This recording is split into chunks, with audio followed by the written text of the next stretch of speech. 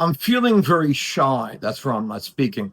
So this is our last talk on the treatments of Babesia. There are other things, but I have to go and repair my terrible 2008 first books on the diagnosis and treatment of Bartonella. And in a way, they were terrible books. Worst books ever written. So I'm writing a new one. It's only 1,250 pages right now. But because my co-author told me I'm insane, we're going to try to drop it down to 300. So I want to talk about two medications that I mentioned in '06.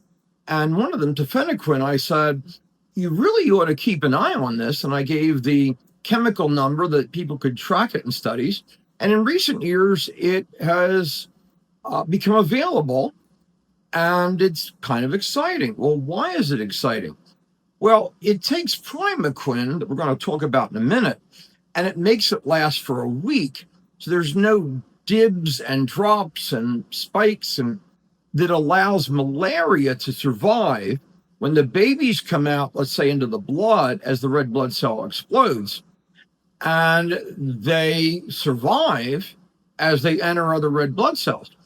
With Tafenoquine, the blood level is always there, so there's no safe times. If the Tafenoquine is taken once a week, we do more than once a week.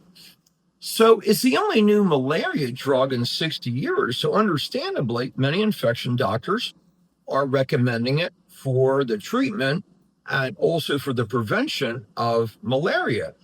It's not like we have 10 new drugs in 60 years. This is the only one. Now, this drug and Primaquine, which is easier to get now, Tafenoquine is getting harder and harder and harder to get. And right now, only about 1 in 20 of my patients can find it at a pharmacy, but that usually requires them calling a dozen pharmacies. A year ago, they could get it by calling 5 pharmacies. So you can mix Tafenoquine with Primaquine, but that's highly specialized training and experience.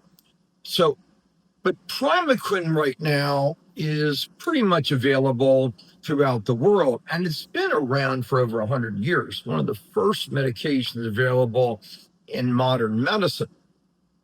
And it comes in one size, 15 milligrams or 26.3, same tablet, and they're not big tablets. You have to worry about like a horse pill. And it's fairly potent. So if you're going to use that one, Primaquine, and the other one I mentioned, Tafenoquine, and one that's been popular for in recent years, Dapsone. Dapsone may kill Babesia, but we've used it at extremely high doses for very long periods. And we were finding residual Babesia and Bartonella. Doesn't mean it's not helpful. It's just not 100% in patients I've used it on.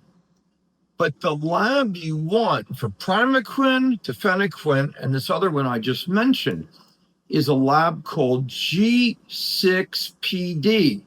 G as in God, 6, P as in Paris, D as in dog. If that's in the normal range, you can take these two and the third one I mentioned safely. Now, typically what we're doing for a dose on Primaquine is we're starting with a half of a tablet, and you may need a pill cutter or just be a little bit careful with a knife if you're going to do that. And if you're okay on that for a week, we go to a half in the morning and then half in the evening, always with food. If you do that for 7 to 10 days and you feel nothing, or maybe 2 weeks if your doctor's trying to be cautious, or even a month, nothing wrong with that, then we go to 1.5 for 3-4 weeks, and then we go to 2. And we give it in the morning and in the evening so your Primaquine blood level doesn't totally crash in the day. It's not always going to be at a peak level, but at least it won't totally dive to nothing. And my only last appeal is the idea that a medication is going to cure Babesia, which is very hard to kill, and it's not like it reproduces 1,000 times a day. you're going to have the treatment there for a while. All I'll say now is if somebody wants to stop your treatment of 50 treatments in a month, get multiple labs examining Babesia in smears. Or like T labs, they have an RNA probe that'll just grab only Babesia and you'll see a glowing there. And at T labs, they allow you to see every species of Babesia with the genus. So that's like all humans or all Europeans, or it is all Babesias. And then the most common one, which is not microti, it's probably otolocally, but there's still a little debate on that. Regardless, the patients that tend to be Babesia genus positive at T labs almost always are Babesia otolocally positive. So my appeal would be you may want to use that lab, iGenX, DNA Connections. There's about 8 good labs in the world.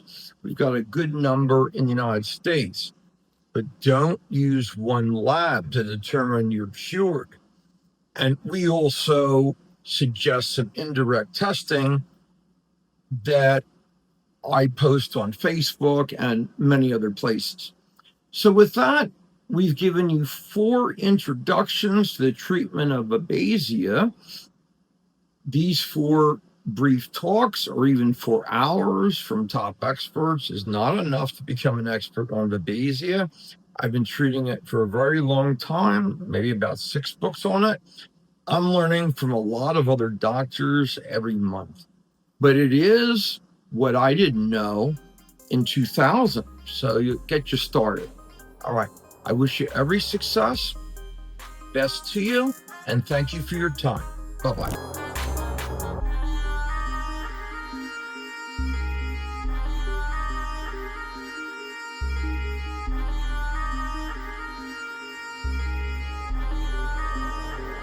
I wrote the first Bartonella textbook in 2008, but this new one will be authoritative for many years.